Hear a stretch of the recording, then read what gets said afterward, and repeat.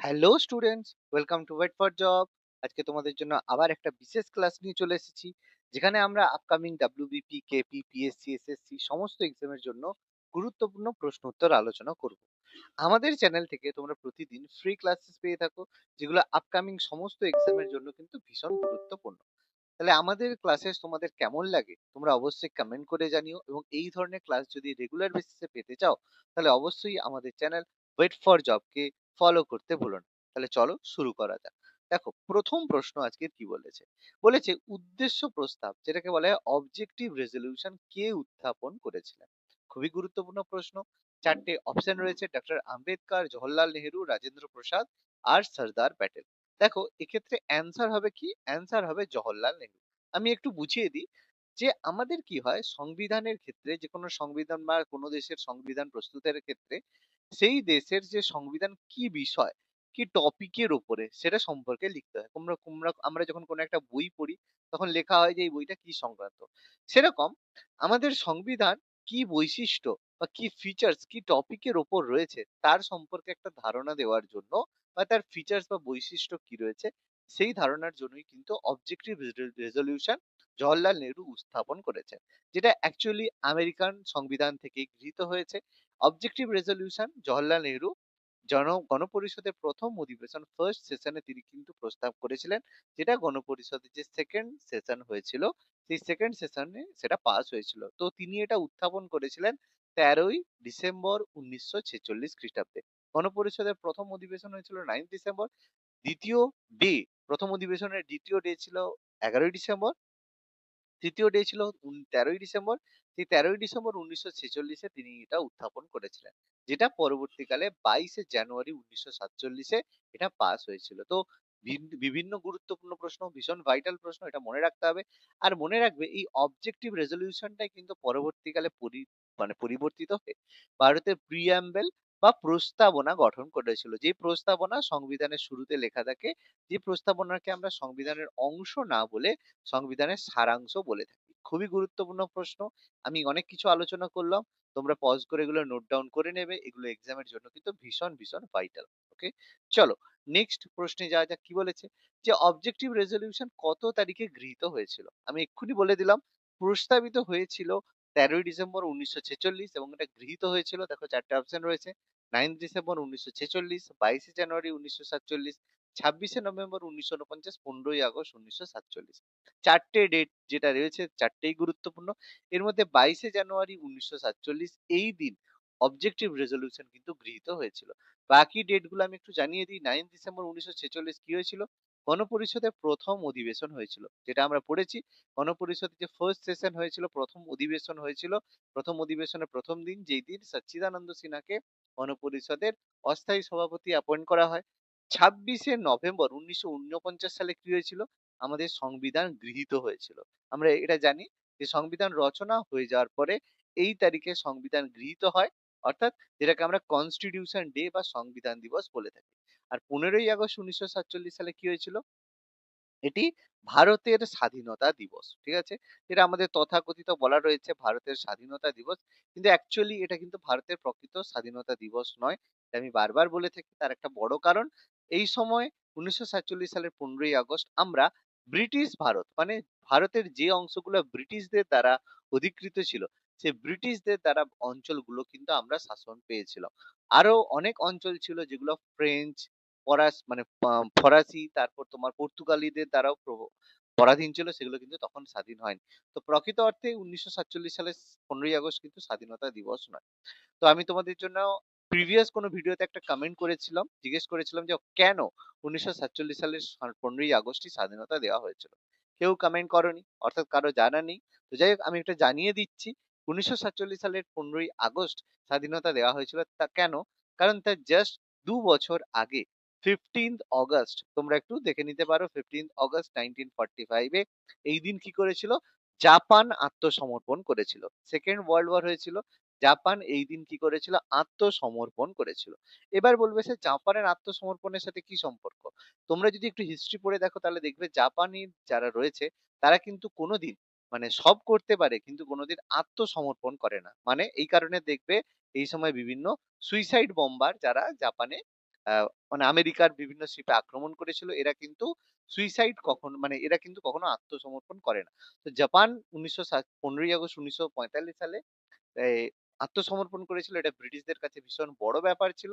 সেটাকে স্মরণীয় রাখার জন্য কিন্তু ১৯৪৭ সালের ১৫ই আগস্ট ভারতকে স্বাধীনতা দেওয়া হয়। অর্থাৎ আমরা কিন্তু না জেনে এখনো ব্রিটিশদের জয়কেই উদযাপন করে থাকি। যাই হোক, এটা কিছু করার নেই। পরবর্তী প্রশ্ন, সংবিধান রচনায় গণপরিষদের সময় লেগেছিল কতদিন? ৪ টে অপশন রয়েছে, ২ বছর, ১১ মাস ১৭ দিন, ২ বছর ১১ মাস ১৮ দিন, ৩ বছর ১ মাস ১৮ দিন, ২ বছর ৬ মাস ১৭ দিন। তো এক্ষেত্রে সময় লেগেছিল ২ বছর ১১ মাস ১৮ দিন। দেখো, কারণ শুরুর যে সূচনা হয়েছিল গণপরিষদে সেটা আমরা বলব 9th ডিসেম্বর ১৯৪৬ শুরু হয়েছিল। আর কমপ্লিট হয়েছিল আমাদের 26 জানুয়ারি ১৯৫০। ১৯৫০ সালে এটা কমপ্লিট হয়েছিল। ঠিক আছে? আর যদি আমরা বলি সংবিধান যেটা গৃহীত হয়েছিল সেটা ছিল আমাদের 26 নভেম্বর ১৯৪৯, 1949। ডেট গুলো ভীষণ গুরুত্বপূর্ণ। তো ক্যালকুলেট করে দেখবে ২ বছর ১১ মাস ১৮ দিন হচ্ছে। অর্থাৎ সংবিধান রচনা করতে সময় লেগেছিল ২ বছর ১১ মাস ১৮ দিন। অ্যাপ্রক্সিমেটলি এটা ছিল ৩ বছর। চলো, পরবর্তী প্রশ্ন কি বলেছে? সংবিধান সভায় মোট কতগুলি অধিবেশন হয়েছিল? ভীষণ, ভীষণ ভাইটাল প্রশ্ন। দেখো, গণপরিষদের যে অধিবেশন সংবিধান মানে সভা বসেছিল, এখানে মোট অধিবেশন বসেছিল কিন্তু ১১ দিন। মাত্র ১১টি দিন অধিবেশন বসেছিল। কিন্তু ১১টি অধিবেশনে মানে টোটাল দিন সংখ্যা ছিল মাত্র ১৬৫। এটা কিভাবে হতো? কোনো অধিবেশনে বেশি দিন বসতো, কোনো অধিবেশন কম দিন বসতো। সেই কারণে গণপরিষদের যদি মোট অধিবেশন বলা হয়, সেটা কিন্তু ১১টি অধিবেশন বসেছিল। এটা মনে রাখতে হবে, ভীষণ গুরুত্বপূর্ণ প্রশ্ন। পরবর্তী প্রশ্ন, প্রারম্ভিক সংবিধানে মোট কতগুলি অনুচ্ছেদ ছিল? দেখো, গুরুত্বপূর্ণ। আমরা ইংরেজিতে যতটা মানে স্বচ্ছন্দ তত কিন্তু আমরা বাংলাতে হয়তো নয়। অনুচ্ছেদের ইংরেজি কি? তো অনুচ্ছেদের ইংরেজি হচ্ছে আর্টিকেল। ঠিক আছে? অনুচ্ছেদের ইংরেজি হচ্ছে আর্টিকেল। তো মূল সংবিধানে কতগুলো অনুচ্ছেদ ছিল? ৪ টে অপশন রয়েছে। ৩৯৫, ৪০০, ৩৮৫ না ৪৫০। তো প্রত্যেকেই হয় যারা পড়াশোনা করেছি তারা জানি মূল সংবিধানে কিন্তু ৩৯৫ টা আর্টিকেল ছিল। এটা বর্তমানে পরিবর্তিত হয়ে গেছে। এটা আমাদের মনে রাখতে হবে। এখানে আরো প্রশ্ন আসতে পারে যে মূল সংবিধানে কতগুলো পার্ট ছিল? পার্ট বা যেটাকে আমরা অধ্যায় বলে থাকি। কতগুলো পার্ট বা কতগুলো অধ্যায় ছিল? এটা কিন্তু পরীক্ষায় আসে। মূল সংবিধানে মোট পার্ট ছিল ২২ টি। ঠিক আছে? বর্তমানে কিন্তু ২৫ টি পার্ট রয়েছে। মূল সংবিধানে পার্ট ছিল ২২ টি। আর মূল সংবিধানে কতগুলো শিডিউল ছিল? খুবই গুরুত্বপূর্ণ। এটাও কিন্তু পরীক্ষায় আসে। কতগুলো শিডিউল ছিল? যেটাকে আমরা বলি তপশিল। তো অনেকে তোমাদের হয়তো আইডিয়া নেই যে স্যার পার্ট কি, শিডিউল কি, আর্টিকেল কি, আইডিয়া নেই। তো তোমরা কমেন্ট করে জানাও যে কোনটা কি সম্পর্কে যদি জানো তাহলে কমেন্ট করে জানিও। আর না জানলেও কমেন্ট করো। তাহলে আমরা এইটা সম্পর্কে তোমাদের জন্য একটা ভিডিও আনবো। তো মূল সংবিধানে আর্টিকেল ছিল ৩৯৫, পার্ট ছিল ২২ টি আর শিডিউল ছিল ৮ টি। বর্তমানে বর্তমানের যে সংবিধান সেখানে পার্ট রয়েছে ২৮ টি, শিডিউল রয়েছে ১২ টি। এটা আমাদের মনে রাখতে হবে। ওকে? চলো, পরবর্তী প্রশ্নে যাওয়া যাক। কি বলেছে? প্রারম্ভিক সংবিধানে মোট কতগুলো তফসিল ছিল? দেখো, আমি একটু আগেই বললাম মূল সংবিধানে তফসিলের সংখ্যা ছিল ৮ টি, বর্তমানে ১২ টি, ৪ টে শিডিউল বা তফসিল এড করা হয়েছে। সেটা হয়তো তোমরা জানো, না জানলেও কোনো অসুবিধা নেই। বর্তমানে এইজন্য শিডিউল সংখ্যা রয়েছে ১২ টি। ৪ টে তফসিল এড করা হয়েছে। তার মধ্যে শেষ দুটো ছিল পঞ্চায়েতি, মিউনিসিপ্যালিটি। তার আগে ছিল অ্যান্টি ডিফ্লেকশন ল। আর তার আগে অর্থাৎ 9th শিডিউল কি ছিল? তোমরা কমেন্ট করে জানাও যে 9th শিডিউলে কি ছিল? আমি বাকিগুলো বলে দিলাম। 10th শিডিউলে রয়েছে অ্যান্টি ডিফ্লেকশন ল, 11th শিডিউলে রয়েছে পঞ্চায়েত, আর 12th শিডিউলে রয়েছে মিউনিসিপ্যালিটি। ওকে? তো তোমরা কমেন্ট করে জানাও যে 9th শিডিউলে কি ছিল? বা কি রয়েছে বর্তমানে। চলো, পরবর্তী প্রশ্নে যাওয়া যাক। কি বলেছে? বর্তমানে ভারতীয় সংবিধানে মোট কতগুলো তফসিল রয়েছে? এখানে আলোচনা করলাম বর্তমানে সংবিধানে মোট ১২ টি তফসিল রয়েছে। ওকে? যার মধ্যে আমাদের পরীক্ষায় যেগুলো পড়ে ভীষণ গুরুত্বপূর্ণ 8th শিডিউল। 8th শিডিউল থেকে পরীক্ষায় সবচেয়ে বেশি প্রশ্ন পড়ে যে ৮ম তফসিলে কি বিষয় রয়েছে? বাকিগুলো আমি একটু আগে বললাম। ৮ম তফসিলে কি রয়েছে? ৮ম তফসিলে রয়েছে ভারতের যে ভাষাগুলো রয়েছে। সংবিধান স্বীকৃত ভাষা রয়েছে, পরীক্ষায় আসে কতগুলো ভাষা? মনে রাখতে হবে ২২ টি ভাষা কিন্তু সংবিধান স্বীকৃত রয়েছে। মূল সংবিধানে কিন্তু ২২ টি ভাষা ছিল না। তোমরা কমেন্ট করে জানাও মূল সংবিধানে কতগুলো ভাষা ছিল। বাকি 11 শিডিউলের কথা আমি এক্ষুনি বললাম। এর মধ্যে রয়েছে পঞ্চায়েতি রাজ ব্যবস্থা। এটা 1993 সালে এটা করা হয়েছে। আর 12 শিডিউলে রয়েছে পৌরসভা। অর্থাৎ গ্রামের ক্ষেত্রে পঞ্চায়েত আর শহরের ক্ষেত্রে পৌরসভা। তো তোমাদের জন্য প্রিভিয়াস একটা কমেন্ট দিয়েছিলাম যে 9 শিডিউলে কি রয়েছে তোমরা কমেন্ট করে জানাও। আর 10 শিডিউলে আমি বলেই দিলাম যে অ্যান্টি ডিফ্লেকশন ল করা রয়েছে। অ্যান্টি ডিফ্লেকশন লটা কি? যে কেউ যদি দল ত্যাগ করে মানে জিতে যাওয়ার পরে কোনো মানে এমপি সে যদি তোমার দল ত্যাগ করে তাহলে তার আইনসভার সদস্যপদ থাকবে কিনা সেটা স্পিকার ডিসাইড করবে। ওকে, চলো নেক্সট প্রশ্ন কি বলেছে, ভারতের সংবিধানের প্রস্তাবনায় ভারতকে কি বলা হয়েছে। দেখো প্রস্তাবনার কথা আমি একটু আগেই বললাম, প্রিয়াম্বেল, যেখানে যেটা আমাদের অবজেক্টিভ রেজলিউশন থেকে নেওয়া হয়েছে। সেই মূল সংবিধানের যে প্রস্তাবনায় ভারতকে বলা হয়েছিল ভারত সার্বভৌম মানে সভরিন সমাজতান্ত্রিক, এটা কিন্তু মানে মূল সংবিধানে ছিল না। ধর্মনিরপেক্ষ গণতান্ত্রিক প্রজাতন্ত্র, এটা কিন্তু আমাদের বর্তমানে প্রস্তাবনার মধ্যে রয়েছে। কিন্তু মূল সংবিধানে ভারতকে বলা হয়েছিল সার্বভৌম মানে সভারেন, গণতান্ত্রিক ডেমোক্রেটিক এবং প্রজাতন্ত্র রিপাবলিক। কিন্তু 1976 সালে 1976 সালে 42তম সংবিধান সংশোধনের মাধ্যমে ইন্দিরা গান্ধী সমাজতান্ত্রিক এবং ধর্মনিরপেক্ষ দুটো টার্মকে ভারতীয় সংবিধানে অ্যাড করেছেন, যার কোনো প্রয়োজন ছিল না। সম্পূর্ণ পলিটিক্যাল একটা এজেন্ডা নিয়ে তিনি এটা করেছিলেন। তো দ্যাট ওয়াজ নট কারেক্ট। কিন্তু বর্তমানে এই দুটো আমাদের সংবিধানে রয়েছে।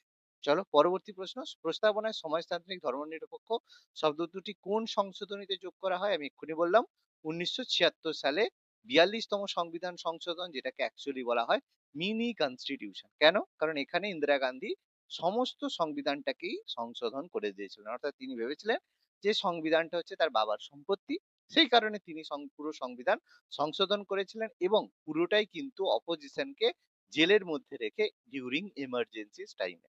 ওকে, তো যাই হোক, এটাই কিন্তু আমাদের বাস্তব সত্য। চলো আজকের লাস্ট প্রশ্ন কি বলেছে, প্রস্তাবনা কি সংবিধানের অংশ। তাহলে দেখো এক্ষেত্রে অ্যান্সার কি হবে, অ্যান্সার হবে হ্যাঁ, প্রস্তাবনা সংবিধানের অংশ কেশবানন্দ ভারতী বনাম কেরল রাজ্য মামলা অনুযায়ী। ঠিক আছে, কিন্তু এখানে এটা কিন্তু আমরা উত্তর করব কারণ একটা অপশনে দেওয়া আছে হ্যাঁ অনুযায়ী, যেটা 1973 সালে কেশবানন্দ ভারতী মামলায় এটা বলা হয়েছিল। কিন্তু পরবর্তীকালে এটা কিন্তু বলা হয় যে সংবিধানের প্রস্তাবনা কিন্তু সংবিধানের কোনো অংশ নয়, এটা সংবিধানের সূচনা বা ভূমিকা মাত্র। ঠিক আছে, অর্থাৎ এখানে পরীক্ষায় কিন্তু অ্যাকর্ডিং টু অপশন অনেক কিছু ডিপেন্ড করবে। যে যদি বলে প্রস্তাবনা কি সংবিধানের অংশ, যদি বলে হ্যাঁ না, যদি পাশে যদি কোনো একটা কেস উল্লেখ করে দেয় তখন আমরা কিন্তু হ্যাঁ উত্তরটা দেব। কিন্তু পরবর্তীকালে যদি শুধুমাত্র উত্তর হ্যাঁ বা না থাকে তখন কিন্তু আমরা নাটা অ্যান্সার করব। কেন করব, তার কারণ এটা পরবর্তীকালে জাজমেন্টে বলা হয়েছে যে প্রস্তাবনা সংবিধানের কিন্তু অংশ নয়, শুধুমাত্র একটা সূচনা মাত্র। ওকে, যাই হোক, আজকের ক্লাসটা কেমন লাগলো তোমরা অবশ্যই কমেন্ট করে জানিও এবং এই ধরনের ক্লাস যদি তোমাদের ভালো লেগে থাকে তাহলে অবশ্যই আমাদের চ্যানেল ওয়েট ফর জবকে সাবস্ক্রাইব করতে ভুলো না। Thank you.